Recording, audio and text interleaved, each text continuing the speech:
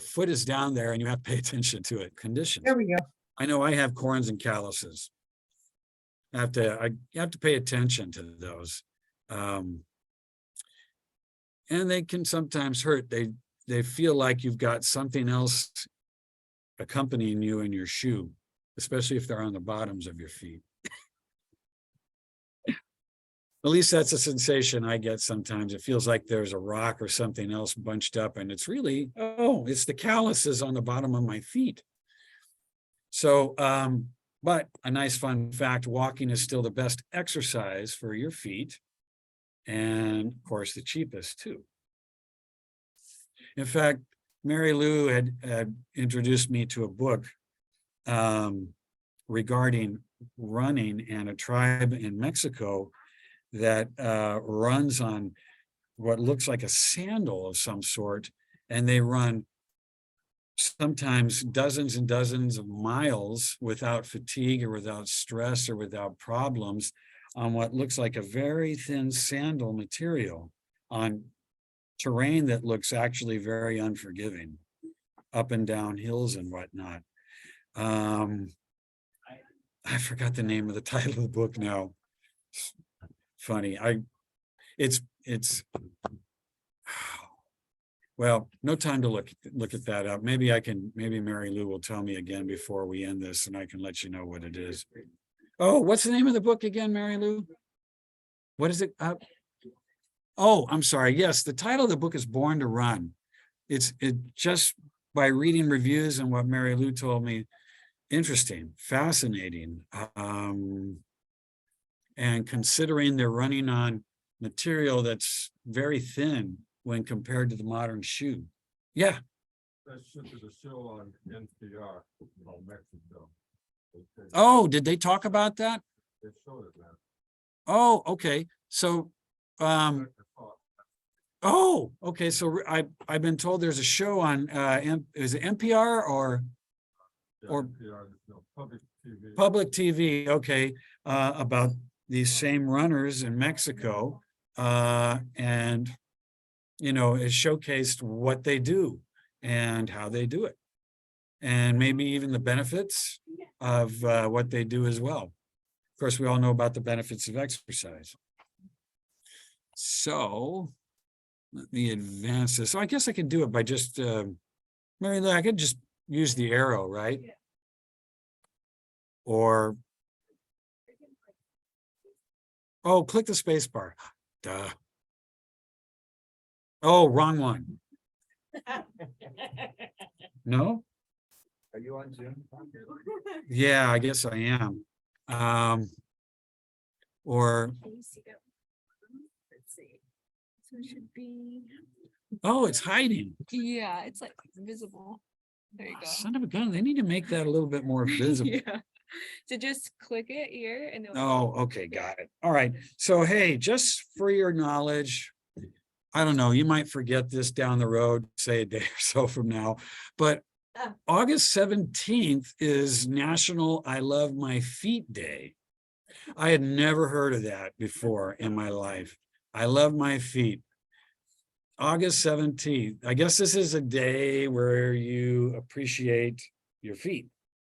And you recognize, that the practice of taking care of your feet being one of your primary modes of, getting around, transportation, getting one place to another. They quietly and faithfully help us stand, swim, run, everything. Yes, indeed they do. And we don't think about it. We just use them. The moment we get up out of bed, we land on our feet.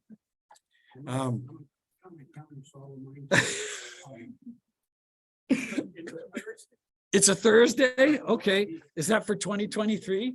Oh, okay. Yes. We'll have to create a poster of some sort too. I like the Da Vinci quote here. I don't know if this is paraphrased, but it sounds good to me. The human foot is a masterpiece of engineering and a work of art. Because he used to draw, he made drawings, paintings, whatever, of the human body, the anatomy. So interesting, but I agree with him. in truth, yes, absolutely. So I don't know if anyone has ever been specifically to a practitioner that treats the feet or problems of the feet, but they're called podiatrists or doctors of podiatric medicine, DPM.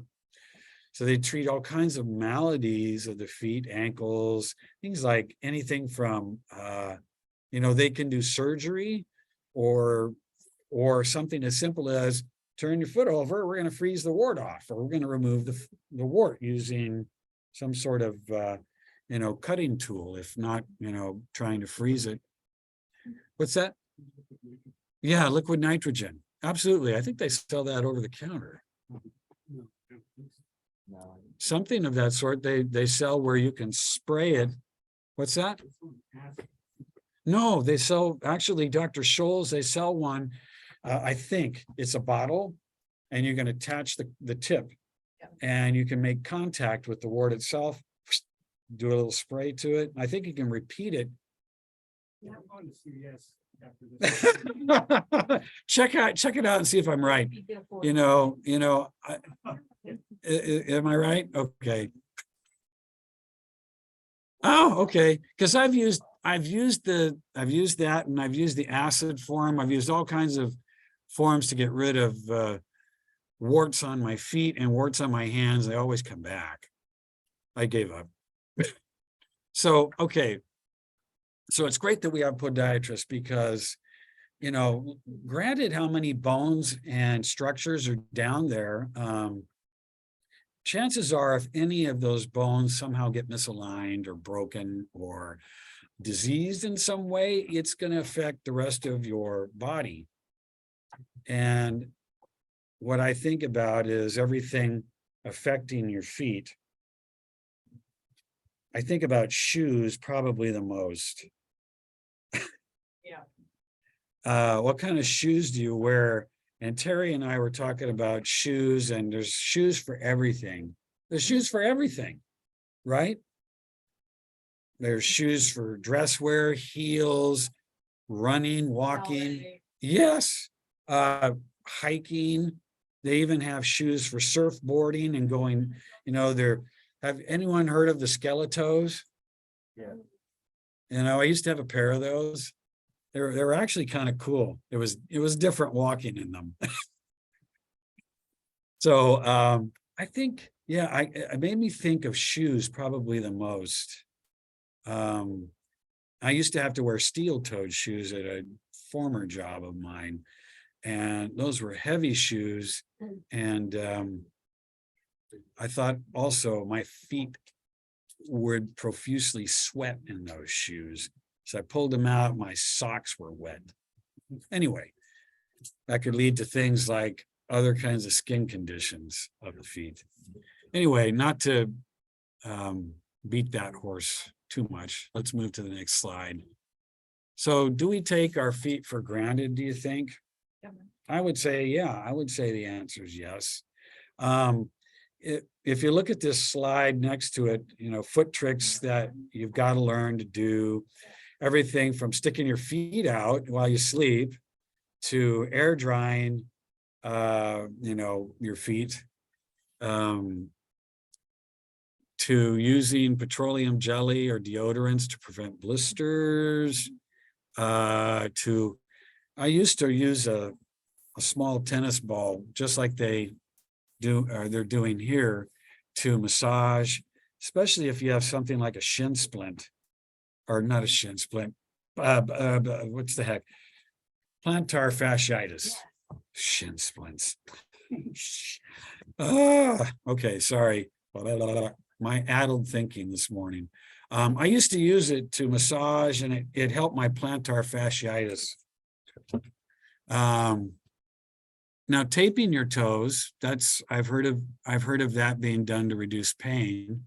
Very helpful, Yeah, especially if you have a bunion and you start getting a hammer toe. yes. It's unfriendly with the second toe. Tape it over. I always wondered, bunions.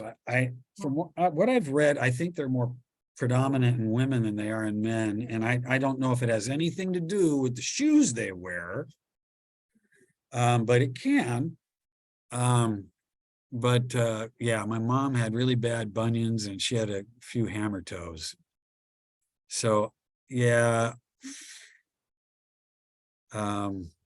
So for lack of a better way of putting it, they weren't pretty looking feet.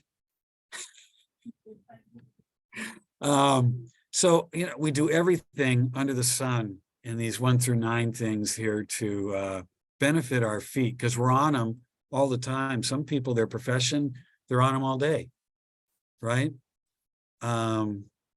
So these are the workhorses that carry us around tirelessly. We don't think about it. But they do allow us to function all day. Now, as soon as I started looking into this, I thought, oh, I better pay better attention to my own feet. Take care of those calluses a little bit more, the dry skin that I have on my heels, et cetera, breaks in the skin. Pay a better attention to the areas between my toes, that kind of thing. Just kind of makes you more hyper aware. So what are some of the conditions that, there are several conditions of the feet. Probably the biggest ones, probably the very most destructive condition has to do with diabetes. If we're talking about the tiny nerves and the tiny blood vessels that surround those nerves, and actually the tiny blood vessels that bring nutrients, oxygen, et cetera, that, feed the tissues. The destruction of those tiny arteries, veins, and those micro nerves lead to neuropathy. And then also later on to the sores that accompany diabetes on your feet, in and around your feet, and in different areas of the body, because diabetes affects nearly every area of the body. Okay, so really quickly, common conditions, and the slide that's right next to, the slide here that shows a lot of different conditions, everything from athlete's foot to blisters. Everybody here has probably had a blister on their feet at one time or another, probably more than one. Breaking in a new pair of shoes, I can tell you, always got blisters from breaking in shoes. Brand new pair of shoes, you can almost count on it. Athlete's foot, yeah. Flat feet. Anyone here with flat feet? Okay, that's an issue. My son has extremely flat feet and he has to wear special shoes and he has to take special care of his feet. He can't run, but he can walk. But it's a condition that can affect the rest of your body. Definitely. And anything that affects sensation and circulation to the feet is a problem. So, just going down, let me quote this in the blue. On average, a person will walk roughly 100,000 miles in their lifetime. Now, that is a piece of trivia I should have included on the prior slides. At least that's according to the American Podiatric Medical Association. Interesting, 100,000 miles in a lifetime. I don't know, how far is that from continent to continent or state to state? So, roughly, okay, so 100,000 miles. That's a long way when you think about it. Well, okay, so what are the top conditions? Athlete's foot and flat feet, pretty common. Bunions, well, that's where, unfortunately, it usually has to do with, not how your feet develop. You're not born with bunions. Usually has to do with the kinds of shoes and the confines at the toes.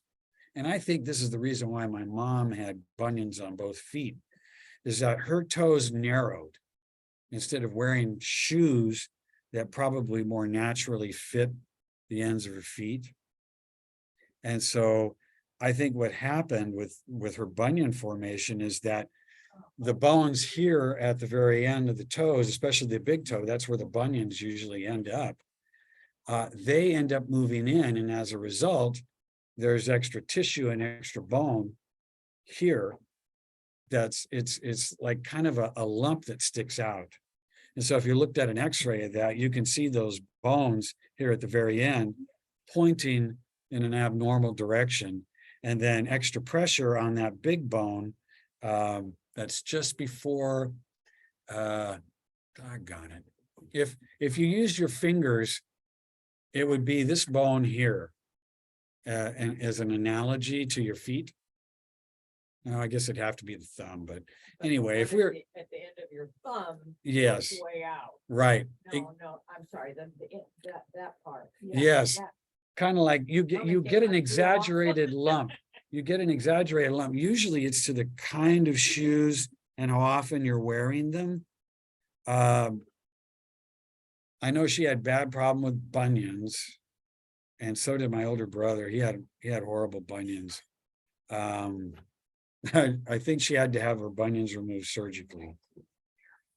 Yeah. My podiatrist doesn't even suggest that. Mm-mm. Wrong. Yeah. That's something I would not. 50-50, whether it's sports or- The recovery is very painful. It's Yeah. just a nasty surgery. And she had to wear a special shoe or a boot that exposed her toes for a very long time. Well, okay, some others that are very common would be gout, that kind of arthritis, gout arthritis, plantar fasciitis, that's the structures on the bottom of the feet, the long tendons that go from the heel to the toes. Those get greatly impacted and become inflamed and sore, and usually it's treatable with without any kind of I want to say medical intervention. Like I said, the rolling on a ball, ice, heat, anti-inflammatories, maybe avoiding activities that make a condition like that worse. What So, about walking? well, gotta be careful with that. Walking and carrying weight. Yeah, Some of the brother got it. I saw a podiatrist for that thing, and he recommended arch supports. He said I can go see a specialist and get a $300 pair of arch supports, or I could go buy Spensco arch support for $40. Not the Dr. Scholl's, Spensco. And if the Spensco's work, then don't go get the orthotics, and they work. I So think put them in my shoes. I think my sister-in-law had to get some sort of a special orthotic because she had plantar fasciitis, but she was a runner.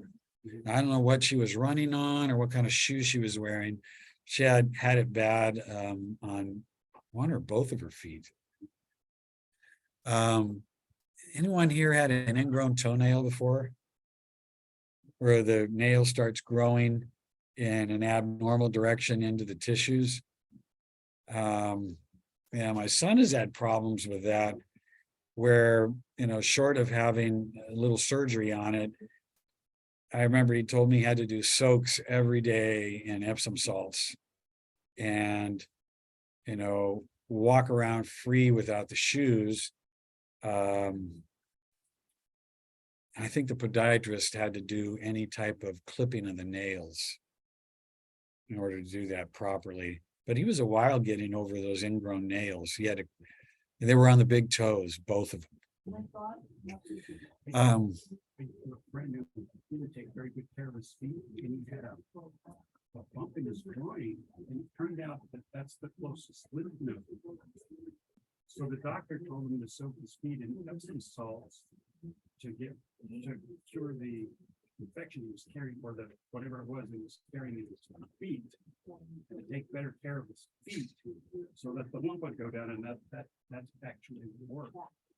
So not taking care of the feet can actually impact other parts of the body. Right. No, it's true. I mean, Epsom salts, this, I don't want to go off on a bunny trail, but Epsom salts have been used for those kinds of conditions, even infections, in fact, of the hands or the feet, to to bring the infection out. Bath salts too. Yes, it is. It is.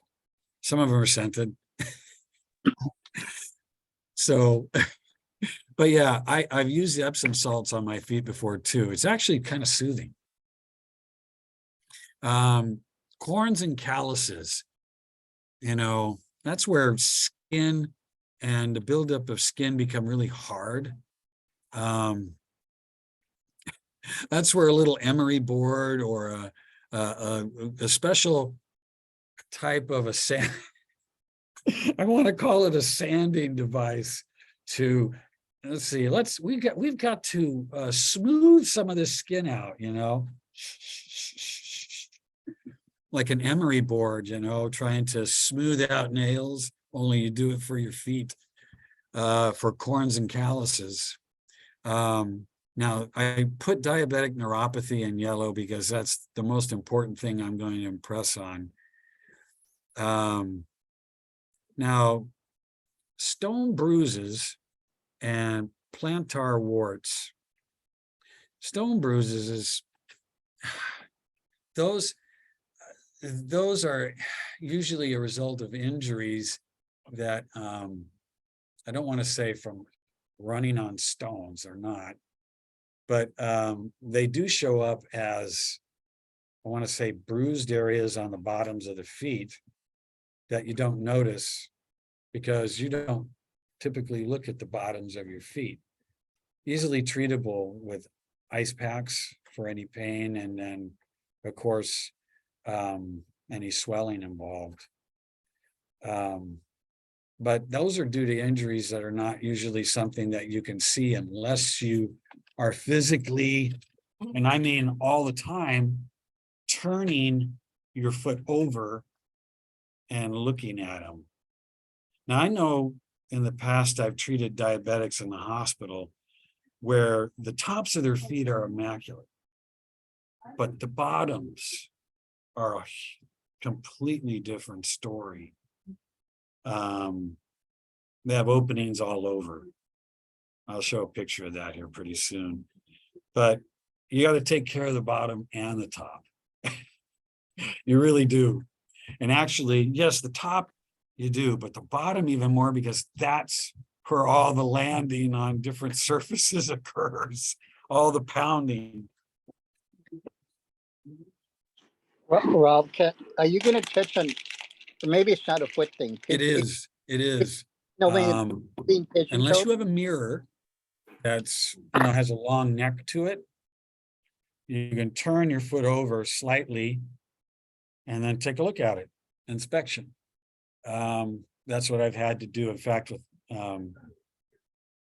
with I've had to do that with looking at my feet in general. I have a long mirror because this hip won't allow me to rotate in a direction anymore where I can actually see the bottom of the feet. The left I can, but the right I cannot. And cutting toenails is a big issue. That's another thing. In fact, I think a lot of senior care places have a person that does. Yeah, it's either a nurse trained to do that or someone who's a podiatry podiatry technician or actual doctor of podiatry. Because, you can't cut a nail too close. If you do, bleeding can occur, and that's a way for an infection to start, et cetera, et cetera. And that's why in the hospitals, they don't allow nurses to clip toenails. However, I know some nurses will sneak a clipper in at the urging of a patient and clip a nail. We're not supposed to be doing that. What about getting a pedicure? Now, yeah, oh, those are actually a good idea. Right. If you can have someone who's trained to look at, toes, nails, especially at the end. Um, that's the kind of thing I think if you start doing it early, you can, identify or address problems much more easily. When someone else is looking at it and they can, actually take care of the nail and the skin, et cetera, around your feet. Usually they're people that don't even speak my language. No, now that would make communication rather troublesome. True. Okay. But it's a good idea. Yeah. Now, Well, the oh, one I want to look at, your connection's unstable. Okay, well, I guess I better move to the next slide then. Diabetic neuropathy. That's a biggie. Because we see a lot of patients in the hospitals with diabetes. And so if you tried to break this down, neuropathy is kind of a combination of symptoms of, coming from poor circulation usually, because a poorly controlled condition of diabetes leads to, I want to say, an erosion at the cellular level of blood vessels and until they're basically destroyed. That's where, sugar will do that. High sugar levels traveling throughout your system, including your extremities, is kind of toxic. And so it's toxic to the tissues if they remain extremely high, the sugar levels do. And there's a consequence that goes with what I would say little to no circulation. And that is those areas don't get an exchange of oxygen and carbon dioxide, number one. Number two, there's no exchange of nutrients and waste products. And so those two are probably the biggest. And if you have an area of skin and tissue that's getting no circulation, and it's getting there's no nervous system sensation or response. Basically, injury to the tissues happens much more frequently. Those tissues break down because they're simply the circulation there isn't good. So it's kind of a nutshell way of looking at it. Not all diabetics have neuropathy, a lot do. So it's not, and not every diabetic will have a problem of neuropathy, but many of them do. Well, Yeah. I have neuropathy in my feet, but I'm not diabetic, so it goes the other way as well. Yeah, and there are different sources of neuropathy.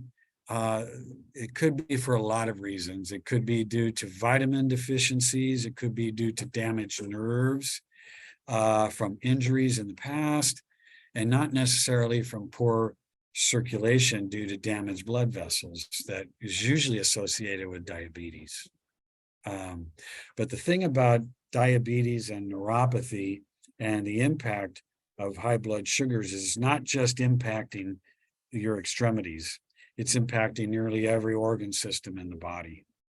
That's the big How problem does with, one know if they have neuropathy, if it's diabetic? well, if you have high blood sugar, that's an indicator, hemoglobin A1C, but you have to go to your doctor and get those tests done. There is ultrasound that can, detect things like circulation. There may be other obvious signs that are outward, color of the skin. Of course, the doctor will put you through a battery of tests using sharp and dull to detect at least what your sensation is like, and if there's been any damage, as far as neuropathy goes. So they'll do a rough test using something sharp and something more dull or soft. And can you differentiate them? what is the sensation like? Whenever someone comes around and switch to shorts, I always notice that people walking around with calves that are inflamed, sometimes They look like a rubber, their feet are probably in that. yes, and there's a difference too. With diabetics, typically, it looks more like a beet color or somewhat of a reddish brown. Okay, Um, but they already have advanced neuropathy. Many of them do, many of them do. That's typically what I've seen too, in a lot of patients with blood circulation, vascular problems, peripheral vascular problems, whether it's due to diabetes or if it's due to some other type of, multiple injuries, maybe some sort of clotting disorders, that kind of thing. They're different factors, but typically, if you see that and you know the patient's diabetic and you see other things going on, you can kind of put those together and come to a conclusion on that. Yeah, signs and symptoms: pins, needles, pain, numbness. Your legs and your feet can be hot or cold. Or so hot that it feels cold. or so cold. Yes, yes. Your sensation can be wildly off. Yeah, anyone who has that problem, it's not something that once it starts and it becomes advanced, it's never going to go away. All you can do is try to keep symptoms at bay and try to keep your feet and your lower extremities tended to as much as possible, whatever that means.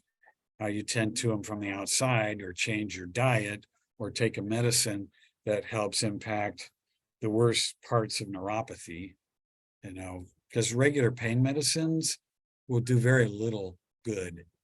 I want to say narcotics do nearly nothing for someone. That's what I take. for. Yeah, gabapentin is usually one of those medications used. It's a repurposed anticonvulsant used to control or help manage diabetic neuropathy or neuropathy in general. So I see the diabetic shoes with that. Those really work. I don't know. And I've seen socks, diabetic socks, and I don't know to what extent they work as far as, is it the breathability of the sock, or is it, I want to say, the kind of sock that will allow what circulation is left down there to move its way back up to the heart. It's one thing to get blood down there, but it's another thing to move it back up to the heart. And so maybe they need a special kind of sock for that, or maybe the sock itself helps them to manage some of their other symptoms in the feet. Hard to know. I've never investigated that. I know nurses where I have worked, and I had toyed with the idea of getting the special socks that work for circulation. If you're on your feet all day, the socks make a difference. It's not like the kind of medical socks that we called, TED hose. They start at the feet, and they are very difficult to get all the way up past the knee. But they help with the return flow of blood to the heart, where a person has poor circulation, maybe, or, I want to say their venous system is not so hot. Okay. So, hey, here's a little bit deeper dive. You see on the left of this illustration what a healthy nerve and the blood vessel supply looks like. You have myelinated and unmyelinated nerve fibers. And so you have different kind of nerve fibers depending on what they're doing as far as sensation, movement, etc. And then you have your blood vessels. and you have the tiny capillaries as well. So that's a healthy relationship there on the left. But if you look on the right, you see damaged unmyelinated nerve fibers, which means, I guess in short, signals are impaired. Because with those, I consider those little conduits of wires that transfer electrical activity. Same difference here, whether it's receiving or sending. And if there's breaks in the wires, it's going to interfere with conduction. Same thing with the unmyelinated, or excuse me, the myelinated nerve fibers. If there are significant breaks in, because the myelin actually helps preserve the flow of communication within that tiny nerve back and forth. And without it, the conduction more or less is not just impaired, but it disappears. There's no way of conducting it. You need to have that myelination in order to do so. Plus, you can see there are other things too. It looks like this blood vessel here has what looks like calcifications or blockage, occlusions. So that's kind of what it looks like at the level of damaged nerves and blood vessels. So it's destruction in blue. I outline that destructions of some of the smallest blood vessels that send blood supply down to those nerve fibers and tissues. And it takes place at even the tiniest level of, the nerves and how they communicate to the rest of the body. But in this case, especially to the feet and the extremities. The bottom line with that is the little cells within the blood vessels, endothelial cells, the high blood sugar levels become toxic, and they cause kind of an inside out type of death of those blood vessels. And eventually, if the blood supply dies, so does the tissue. That's kind of the takeaway. Blood supply dies, tissues, nerves die. And that's why we're seeing a lot of individuals have their toes amputated, or eventually their feet amputated, because circulation to and from is so bad. Brandon's wife, diabetic, so she lost her toe, her foot, the lower leg, and now we're working on the other side. It feels like, I mean, it's Yeah. crappy. But I mean, it's, It is. I don't know, once that starts, that's Right. And the only things you can do is stay on top of your blood sugar, stay on top of your diet, especially your diet, stay on top of other health conditions as well.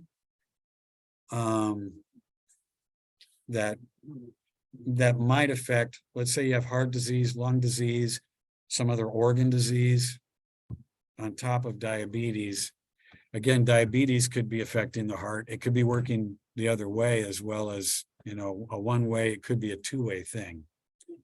Because diabetes affects nearly every organ system in the body. It's like a catch-all for every cardiovascular disease. Do they have diabetes? Yes. There we go. It feeds into all of that. And I say down here, imagine destruction of blood vessels, body-wide, system-wide.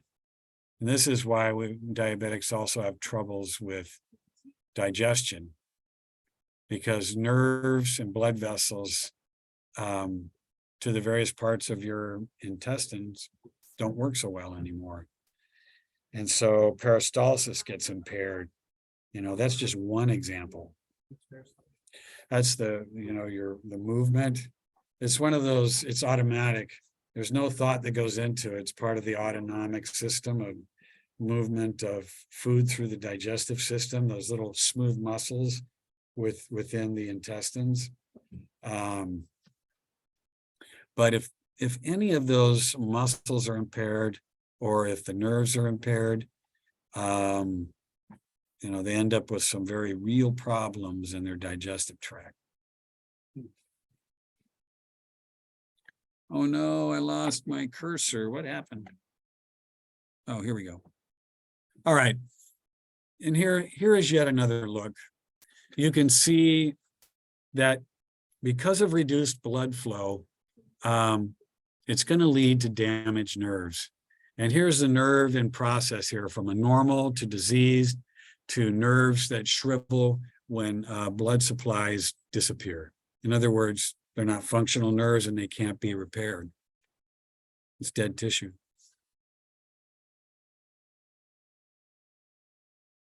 Oh, what did I do? Here we go. So here are some examples of some ulcers in evolution. So these look like they're somewhat healing, the one on the right and the left, both of them, but you can see where they occur, like on the ball of the feet, or another one on the great toe, on the underlying side. Because that's where all the contact is made, is on the underlying side.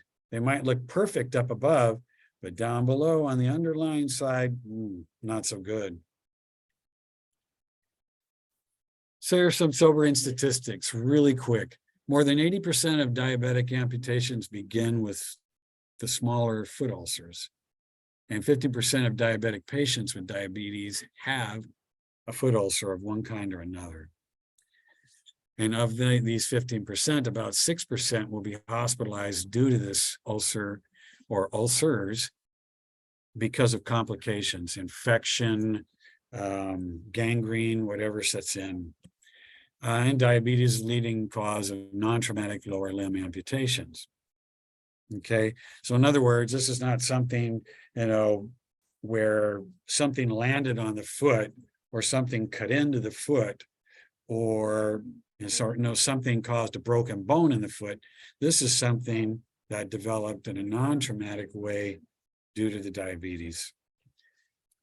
So here's a little slide on diabetic foot care and what to look for, self-examination, etc. Examining your feet is probably the best thing you can do, and then you can take action from there. Best thing you can do. I want to get to this grounding thing. So treatments, again, this is foot care 101. I like it. Shoes that fit. Let your feet breathe. Soak feet often if you can. Epsom salts is a good soak. It does other things, soothing to the feet. Scrub for a smooth foot. Remove nail polish. Yeah, I recommend that too, so you can see what kind of circulation is going on in the nail, underneath the nail. Trim your nails. Don't go barefoot in public places. Now, this goes contrary to what I'm just getting ready to talk about too. And indulge in keeping your feet, we talk about all the time in the hospital of washing and then moisturizing the hands to prevent breaks. It's no different with the feet. Wash, moisturize to prevent breaks and to keep tiny breaks from becoming bigger breaks. Bottom line, don't ignore your feet. Okay, let's get to this thing called grounding. Anyone heard of this? Grounding. Okay, I was completely unaware of this until Linda actually said, hey, can you include grounding in this? Says there's this approach to feet, to walking, called grounding. And the other word for it is earthing. So I guess it's a consistent, prolonged contact with natural surfaces, sand, dirt, grass, areas where natural bodies of water are, and walking or being in contact with those natural bodies of water, wading into the surf, for instance.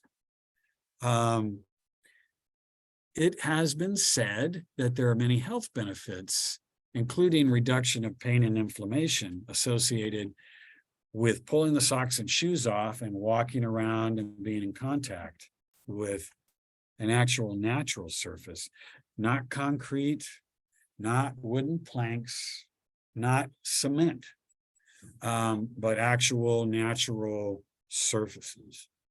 Yeah, okay. Where I got this from, earthingvitality.org, there's not enough studies done about the benefits. I guess there's been some associated kinds of results, correlations involved with this practice, but there's not enough good studies, large studies to say one way or another yet. But anecdotally, there are benefits cardiovascular wise, chronic pain, mood, inflammation control, etc. And in this caption, okay, real connection to earth and nature. Okay. Energy increase, improving sleep, pain and inflammation, stress reduction. All of these are good. And I guess there's a Facebook ABCD, a Better Cancer Detox. Don't know anything about it, but I guess it's a Facebook group involved with grounding. Now, grounding, it is said, protects the body from some of the environmental electromagnetic fields. But when you think about it, all life generates some sort of an electromagnetic field. Trees, flowers, other organisms, animals. I mean, even human beings, we even produce a small electromagnetic field. So, I mean, I guess what they're thinking is that in the way of cancer is that it has a free radical impact.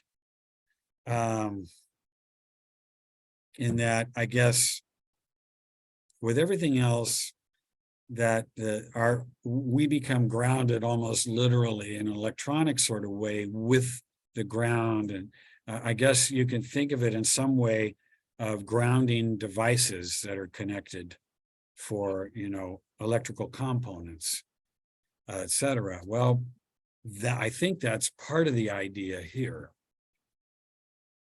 Let's see. Again, I don't know very much about this practice, but I think I understand some of the idea behind it. And there's a couple short videos I want to just show you really quick. Okay, how do I get back? Mary Lou, did we have, Mary Lou, do you remember how I got back to that? Shoot.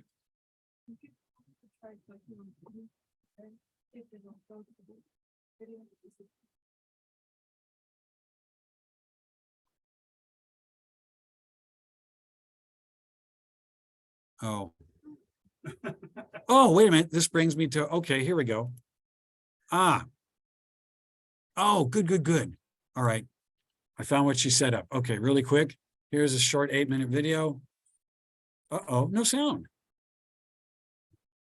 What happened?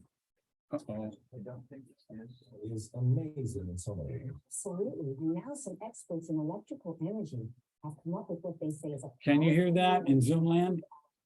It's called earthing, and it gives Yes. to the concept of being grounded.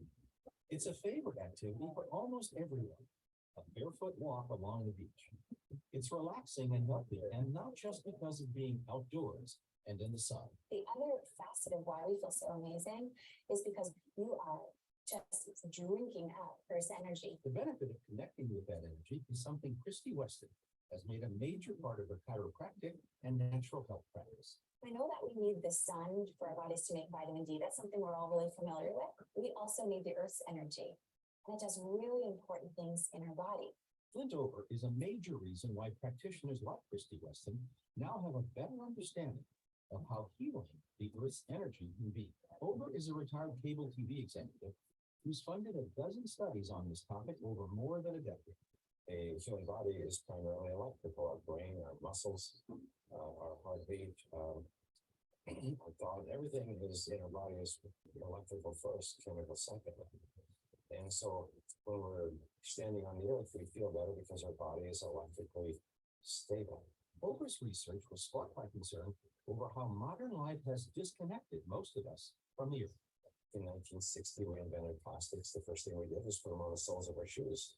And we started carpeting our homes and building bigger homes and more homes with upstairs and so on. So we are moving away from just disconnecting from this natural ground source. The result of Clint Oprah's research is something called earthing, a way of reconnecting to the Earth's energy. And everything that I have been researching over the last 13 years, earthing is the one that stands out because it is so simple. Everyone can do it. All you need to do is either take your shoes off and go barefoot outside, or use an earthing product, and especially while you sleep. The concept is that when we're literally in touch with the Earth, we absorb electrons that help neutralize the free radicals in our body that damage our cells. Earthing's proponents say this grounding can reduce inflammation, pain, and stress. Earthing has actually received a patent as a method of preventing and reducing inflammation.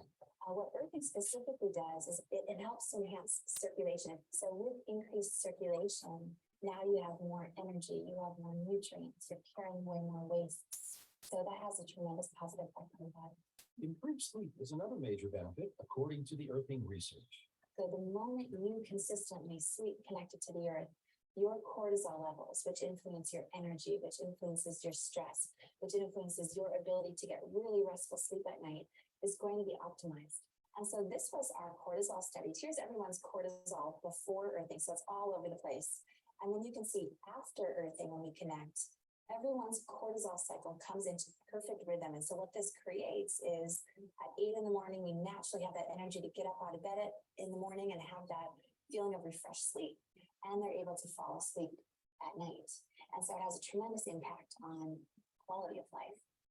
So what we've done here is this particular amount, this has silver fibers running all the way through it, every quarter of an inch.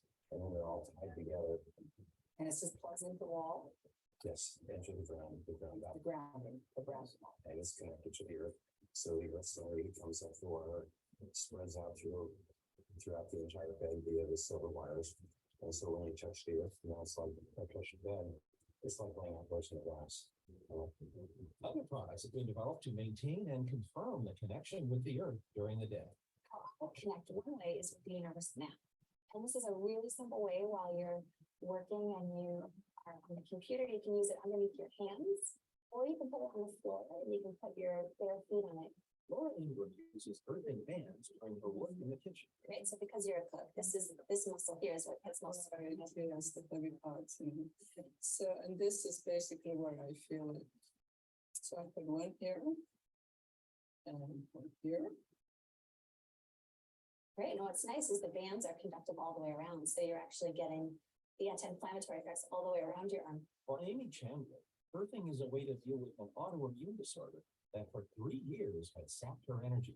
Was a practicing attorney as well as an international business executive for quite some time. Endurance athlete, and perhaps I overdid it. I've tried various forms of traditional and alternative medicinal options. Some with no success and some with some limited success. Amy said the earthing tools had boosted her energy after only 5 weeks. I've already seen significant change.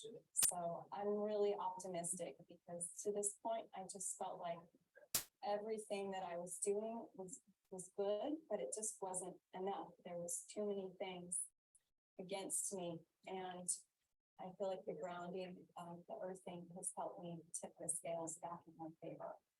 Hope Royal is a naturopathic physician. A serious horse riding accident in 1974 left her with a steel rod the full length of her arm and chronic pain. Over the years, it's been continuing, the pain continued to worsen, and I'm very active. And so I've experienced what they call prosthesis arthritis, which is very common for people that have steel in their bodies. So it's been really difficult to use the arm and be mobile. She told Judy that the earthing tool had made an amazing difference for her in a very short time. It's only been a little over 2 months and now it's fine, my arm. Are you serious? Like when you say fine, you mean you don't have any pain right now? The only time I experience pain is when I do a lot of lifting, and I do a lot of lifting in just my activity. I have a ranch, but I know that I can, by the end of the day, if I have a slight bit of pain, I just get hooked back up with my patch, and I'm on my bed with the earthing sheet, and I know that by morning I'm just gonna be fine again, and I can start right over again and feel better. Christy Weston says the results experienced by Hope, Amy, and Laura, and confirmed by over 10 years of studies, illustrate the power of the Earth's healing energy. It's not often that our body gets what it really needs to work. It's reestablishing that connection, bringing in the building blocks, that energy, those electrons your body needs to really facilitate healing. So I see the promise of earthing to be about reconnection to our own innate healing ability, reconnection to each other, and also reconnection to the healing power of the earth. Fascinating. Have you tried any of this? Well, when I started researching the story, Did you get the idea they're trying to sell you something? yeah. So I work in electronics, we have to wear those bands on our arms and be grounded, first grounded. To prevent us Right, charging. Electrostatic discharging to chronic components. right. But there were people who were affected by being grounded. They're really sensitive to it. In a negative way. In a negative way, they felt it drained them. They felt it affected their energy levels. But it was very hard to quantify. So, of course, workforce bosses were very skeptical. What was your opinion? That there's just some people who are very sensitive to it, and most people are not. So it works for some and it works for none. So it's really kind of difficult to quantify. Of course, I was in an environment where they didn't care, so. They had a reason for doing it too. It's not like it was just. Right, right, but it's the same equipment they're using there to ground people, to earth ground. The whole, everything touched is grounded. What does that mean if you're grounded? It means that there's an ectophysical metal rod that goes into the ground and dissipates any electrical energy, because the electricity in the air wants to go to the earth. That's what lightning is. Lightning is balancing between the different levels of the atmosphere, the energy levels. It's electrical charges jumping between those levels. So when of you the ground atmosphere. yourself, you're sending your electrical activity. Right. Right. When you move around, or rustle your clothes, you create static electricity. And you store it. And then if you touch something that's electronic, it discharges your energy into it, and that'll damage the sensitive electronic components. But it's the same equipment.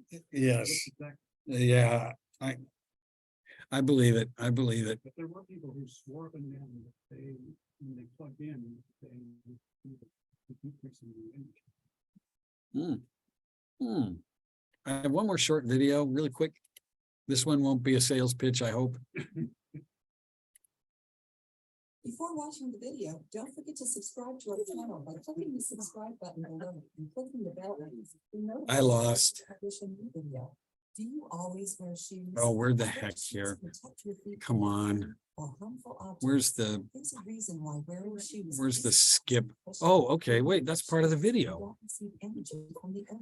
For anyone who doesn't know. What the we heck need to here? Absorb the electrons from the earth in order to balance out each part of our body with the earth's electrical current. Old studies have recorded the importance of this method called earthing. This practice has several benefits, such as the reduction of inflammation and chronic pain, sleep improvement, better energy levels, and even less stress. Here are a few more benefits. Better circulation. Walking barefoot increases the blood flow to your legs, which helps you feel less pain, have less varicose veins, and have warmer feet in the winter. Lower blood pressure. Walking barefoot can help us increase our blood flow, lower our blood pressure, and lessen cortisol action, which in turn decreases stress and inflammation all over the body. Better balance. When you can feel the ground, you can better stimulate the balancing system of your brain. This is especially important for elderly people. Less foot problems. Wearing the wrong type of shoes is normally the main cause of several foot problems, such as calluses, bunions, athlete's foot, and ingrown toenails. When we walk barefoot, we steer farther away from these kinds of problems. Even arthritis begins to slowly improve as our feet get stronger, more flexible, and receive better blood flow. Better posture. When we wear shoes, we are forced to move our hips back and forth, straining our back, shoulders, and neck in order to keep from falling. When we walk barefoot, the opposite happens. When we feel the ground, the nerve ends in our feet send us messages of balance. This can improve posture and balance, as well as reduce stress and bodily tension. Healthier kids. The American Pediatric Association recommends that kids walk barefoot as long as possible because shoes weaken and deform feet. According to Dr. Mersenich, one of the best neuroplastic physicians in the country, the stimulation we get from walking barefoot improves memory, attention, concentration, and intelligence. More strength. Walking barefoot helps us to stimulate new muscles that are used for both balance and support. Healthier feet. Our body follows an interesting principle. If you use something, you must maintain it. If you don't use it, it freaks out. When you walk barefoot, your feet wake up and begin to strengthen themselves. Reduced inflammation. Have you ever shocked yourself by touching something during the winter? This happens due to the difference in magnetic charge between your body and the object. This is the way your body gets rid of the unwanted charge. Studies have shown that free radicals act on our inflammation by transporting a positive charge. Although these particles of positive charge play an important role in our immune system, if we don't have a way to get rid of them, they build up in our bodies, causing excessive inflammation and even cell and tissue damage. The earth, on the other hand, naturally possesses a negative charge. Direct contact with the earth also allows us to get rid of the positive charge found in the free radicals, which can bring us several different health benefits. If you like the video, give it a thumbs up and Give it a with thumbs up friends. and For share. more recipes and tips, subscribe to the channel. Okay. You just have to walk barefoot to get rid of your positive charges, is that what? Well, I'd like to see the studies that show that this benefits children, and then from there, how much does it benefit adults? Earlier, when I was looking at the information, I didn't see much in the way of actual studies. Maybe they just aren't there. Maybe not yet. I don't know. I have no idea how much this approach to our feet and to our, I want to say, holistic care. I don't know how much research has been done on this, and is this something naturopathic doctors actually work with you? Because I've never worked with that kind of physician before. So I don't know. It's an interesting concept.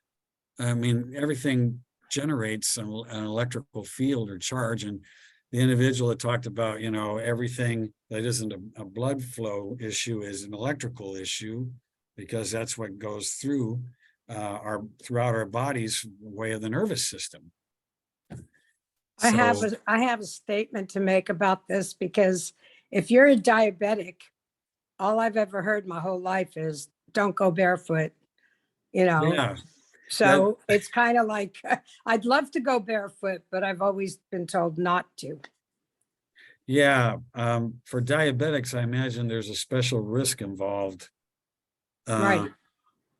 Stepping even- on glass. Yes, I think that's a fear a lot of us have, is going out into a place where it's very grassy perhaps, or even an area where the sand is cool, it's wet, it's damp, and you walk along that.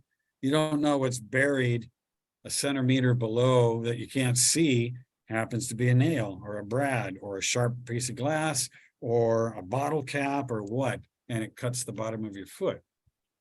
So I don't know, that's it's intriguing. It's intriguing. The whole idea.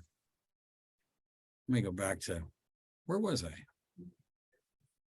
Yeah, we ought to do a barefoot study. Socks makes all the difference in the world. It doesn't work. Well, yeah, I mean, when they're talking about earthing, I don't know. What if you laid down in the grass or laid down on the surface of the sand versus walking around? You still would be able to discharge an electrical. I mean, I'm trying to follow the logic here.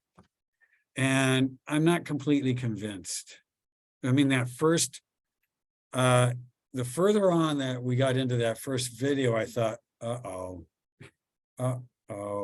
they're selling a product. So, you know, I don't know. This is something that would definitely have to be looked into much further. Yeah, intriguing though. I wonder if they were selling something like dirt socks. Oh, well, that's what I was thinking too. Here, own your own dirt pillow. You know, that's kind of what I was thinking as they were talking about hooking you up to electric devices. And I thought, oh, here's the bait and switch. Anyway, it's an intriguing idea. And I'm thinking about our ancestors before shoes were invented. What did they get around on? Their feet. In the end, I'm thinking, well, I don't know that we could go back to barefoot walking everywhere. They didn't have glass then. They didn't have glass. Yeah, I mean, they didn't have chronic stress like we did. Right. So, yes. So I guess there's a time and place for that, I suppose. It's not that I don't like it. I imagine everybody out here likes to take their shoes, their socks off, and then just dig their toes into the earth. Something about that, whether or not we discharge free radicals, I don't care. It's just something about that I like anyway. So again, this is, evidence suggests that we need to be rid of these electrons by way of the earth to improve our well-being. This information was from www.earthing.vitality.org.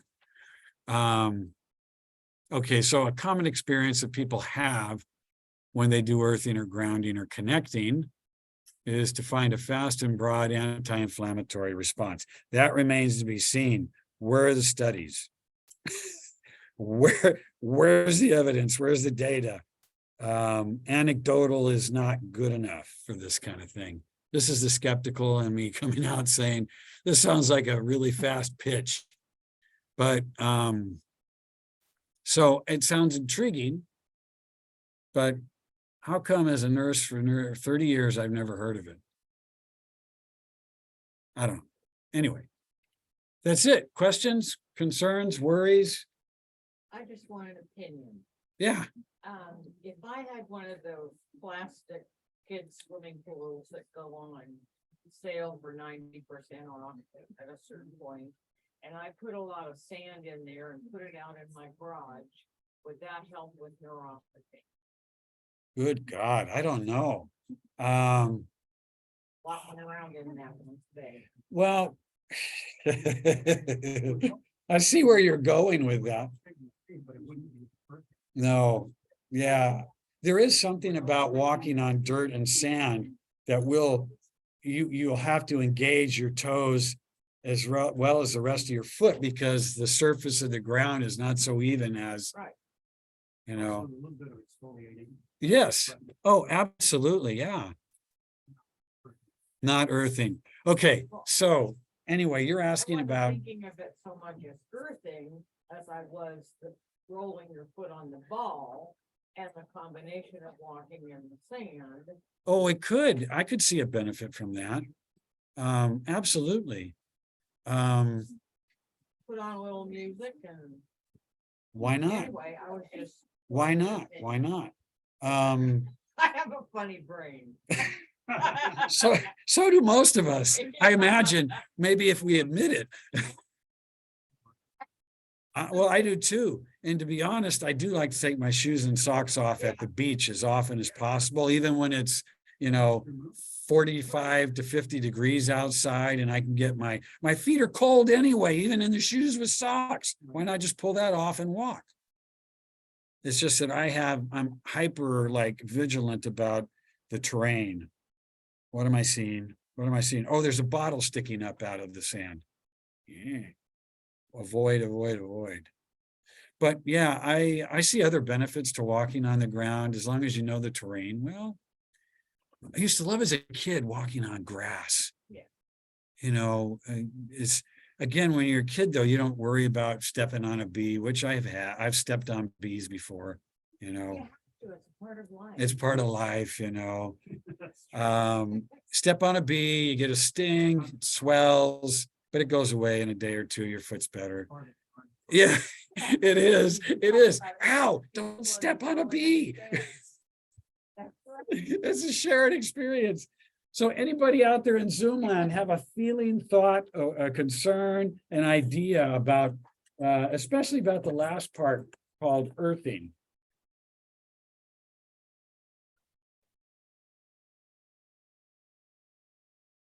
Anyone? Well, I'm going to investigate a little further because now I see they've got grounding shoes, grounding all kinds of things, but I'm going to do more research. Oh, they have grounding shoes. Yes, You're kidding. I just looked it up. Wow, okay. Well, interesting. For me, I think I'd have to investigate the whole movement of grounding more because I'd never heard of it until Linda said to me, hey, do something on the feet. Hey, look into grounding while you're at it. What is it? What does it do? Is there benefit to it? I thought, wow, I'd never heard of that. Well, Walking- what are those heavy duty blankets? Because I bought one and I sleep really good. I don't know what they're called. I don't know. I've seen them, but I don't know what the makeup of those heavy Right, duty, but- weighted blankets. Weighted blankets, yes. And I don't know. I think they work. I've heard good things. I've heard good things about them. Yes. I just don't know what they are. I don't know. I don't know what's behind it, Yeah. So no, I'll look into that one is for sure. That and more earthing stuff. Okay. Sounds good. Absolutely. Okay, well, very good. I know I went overtime. Oh, yeah, a good 15 minutes overtime. But I wanted to share those videos, so even though one was more of a sales pitch than an actual, hey, let's talk about grounding, I think they wanted to try to sell their device. So anyway, you all have a great rest of your day. And I think when I see you next in the form of Zoom, I'll be talking about something regarding the kidneys. So, until then, have a great holiday season, Christmas and New Year's, and stay safe. You too. All right. Thank you, Rob. Oh, you're welcome. All right, now I got to figure out how to stop this. Where's the record stop? You just leave the meeting. Okay, well, which one do I do that on, Tim? I got Do I do it on this one? you. Okay. Bye, everyone.